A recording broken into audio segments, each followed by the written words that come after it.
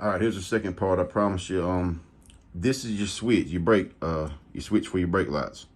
When you do a brake booster replacement, this is for my 2011 Durango. A lot of times when you get through with the job, your brake lights is gonna stay on. And people run and get brand new switches because they say they broke the switch or whatever. But I'm gonna show you a trick, save you some money, some time, and you're gonna learn something. To start with, I'm gonna go from the plug first. All right, the plug goes in like this. Bam. All right, plugs in right here. See the prongs in there? See this tab? There's another tab facing this way, just like that. You got to take something under that tab, pick it up, and the plug comes off. Now here's the deal. When you do the brake booster, you're gonna be taking the rod off the brake booster off of the brake pedal. All right, when the brake pedal comes up, it presses the switch like that, and that's what's turning your brake lights off. So when you push the brake down, the switch releases like this, and that's what turns your brake lights on. It's kind of a backwards deal. Instead of pressing this and turn them on, when you press them, it cuts them off. I'm sorry. When you press the brakes in, this switch comes out like that, and the brake lights come on. So when you let go of your brake, the brake comes back up because it's sitting there like this. When the brake comes back up like this, presses against the switch and turns everything off. Then when you press your brake in, switch comes out, brake lights come on.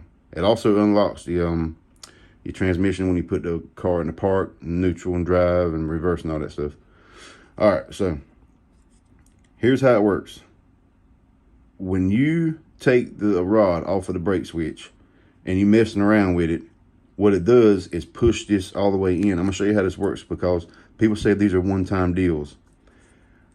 And let me show you how to do this. I understand what I'm saying here. Because when you take the rod off the brake booster rod, when you take it off the brake pedal, you're gonna be pushing it forward, left and right. And when you push it forward, it actually pushes this thing up in here. This thing's kind of like geared in a way. Here, let me do this and you'll understand. Here's how to fix it, and I'll understand how it works. Because you don't have no brakes, the reason is this button stays out like this because the pedal don't seem like it comes back far enough. Well, this needs to be sticking out further, so when the pedal hits it, it'll press it in.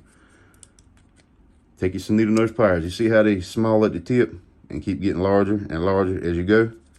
You take your brake switch, put this in here. You don't clamp it hard, okay? And you bend it just a little bit. See it? It popped up. All right. A little bit deeper in there. See how the pliers get larger as you go up? So you get a little bit in there, a little bit deeper. Bend it. See it clicking up. A little bit more. You see where I'm going with this? You see how it's sticking out now? See, now watch this. I'm going to go one more time. Now, you see your switch. Now look, I'm going to press the switch. That's as far as it goes now. See, it don't go flush all the way to the bottom because now it's sticking out so the brake pedal can touch it. See there? Now here's what happened when you took the brake booster rod off the brake pedal and you was messing around back and forth and pushing the brake up.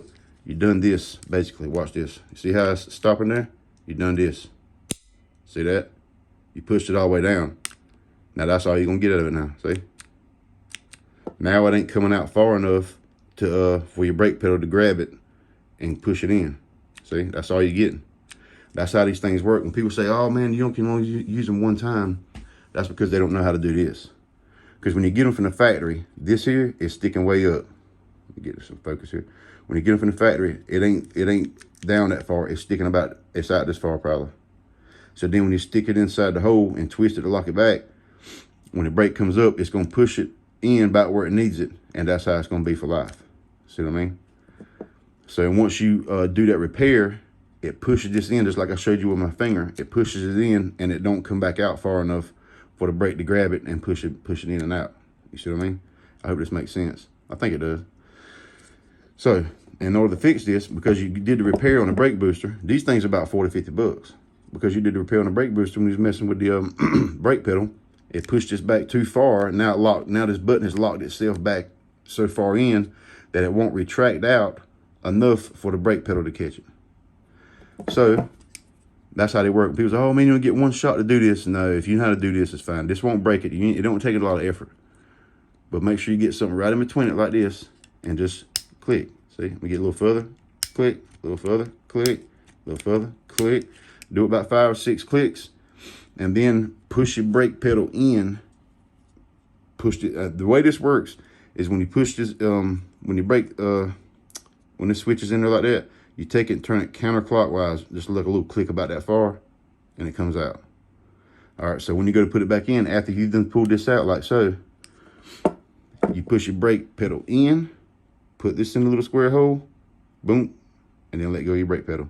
Your brake pedal will come back up and rest on this, and it'll push it in as far as it needs. It won't push it all the way in because it don't need it that far. So that's how this works, man. You don't have to go buy another one of these. You just simply take your pliers, go in between it like this, like so. Let's see, don't make sure you want to get it. Just that. See there? That's how you're doing it. And then bend down. There you go. That's how you get it out.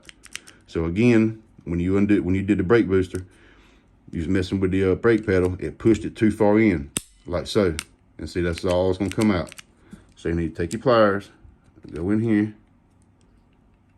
and just ease it back out like that till it's usable again. I'm gonna do it one time. All right, that's as far as I'm gonna do it. Now I'm gonna go install this, man, and I'm good to go. So yeah, this is what happens. This is things folks don't figure out. They go to buy another switch and see the other switch is already extended this far. You know what I mean? So let's say, for example, you went and bought a brand new switch and you put this in, and you adjust it and the brakes are working. If you happen to reach in there and pull this back out, this will be in just a little bit. So that's how it works. That's how your brake switch works. So remember, don't go buy a new one, man. Just take your pair of pliers and needle nose. I prefer needle nose because, like I said, they're small and you can kind of work your way up, you know, until it gets as far as you need it. And just bend it, pop it back out, and you are good to go. All right, you are very welcome. Peace.